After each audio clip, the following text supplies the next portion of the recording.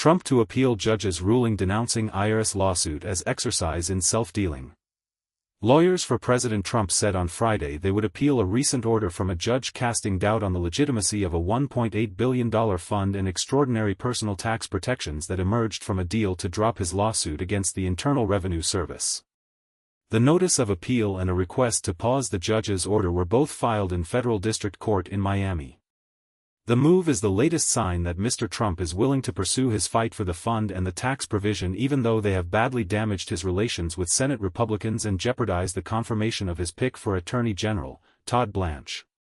Two Republican senators, John Cornyn of Texas and Thom Tillis of North Carolina, have repeatedly vowed that they will not confirm Mr. Blanche unless he makes changes to the tax deal benefiting Mr. Trump and provides written assurances that the $1.8 billion fund to compensate his allies is dead once and for all.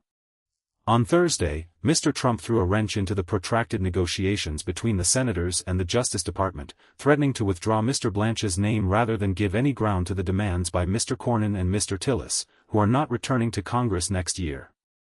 In a social media post on Friday, the president reiterated his support for the so-called anti-weaponization fund in particular, writing that the people it was intended to benefit, potentially including rioters who stormed the Capitol on January 6, 2021, still deserved restitution.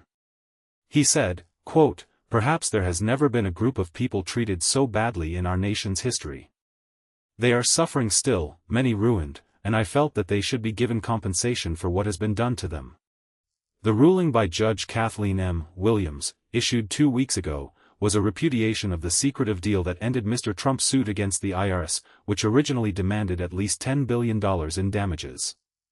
The judge effectively accused the president and top officials at the Justice Department, including Mr. Blanche, of seeking to manipulate the court system to lend a veneer of validity to the backroom negotiations that had led to the creation of the fund and a sweeping provision to protect Mr. Trump, his family and his businesses from past tax inquiries.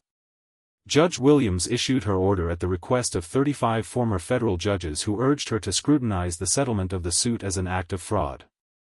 A lawyer for the former judges, Norman L. Eisen, the chairman of Democracy Defenders Action, said the plan to appeal the decision proved that the concerns by the judges were well-founded. That's the latest on this developing story. Thanks for listening.